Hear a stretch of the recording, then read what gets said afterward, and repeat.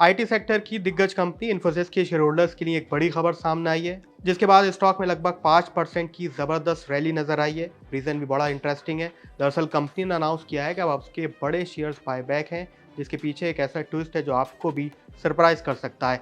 दरअसल 22 अक्टूबर को stock exchange को दिए गए अपडेट में इन्फोसिस की ओर से जानकारी दी गई है। कंपनी के प्रमोटर्स, जिसमें नंदन नीलेकणी, सुधा मूर्ति और दूसरे लोग भी शामिल हैं, वह इस 18,000 के शेयर बायबैक में पार्टिसिपेट नहीं करेंगे, जो कंपनी ने अक्टूबर में इससे पहले अनाउंस किया था। अब ये बात समझना जरूरी है कि जब प्रमोटर्स बायबैक में पार्टिसिपेट नहीं करते हैं तो इसका मतलब क्या है और दूसरे शेयर होल्डर्स को इसका कैसे फायदा हो सकता है। सीधे तौर पर ये फुल कॉन्फिडेंस है कंपनी के ऊपर, जो कि पॉजिटिव साइन हो सकता है शेयर होल्डर्स के लिए। इसके अलावा जब बायबैक प्रोसेस ओपन होगा तो रिटेल इन्वेस्टर्स के लिए ज़्यादा एंटाइटमेंट रेशियो भी इम्प्रूव होगा, यानी कि उनको ज़्यादा शेयर्स मिल सकते हैं।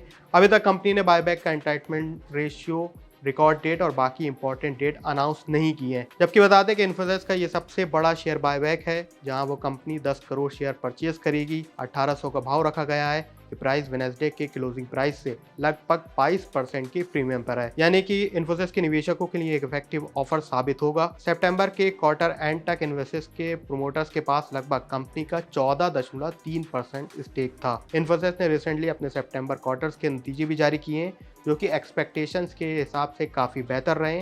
लेकिन अब कंपनी अपनी रेवेन्यू ग्रोथ गाइडेंस के लोअर एंड को सिर्फ थोड़ा ही बढ़ाया है। 1 से 3% के बीच उठाकर 2 से 3% तक ये पहुंच गया है।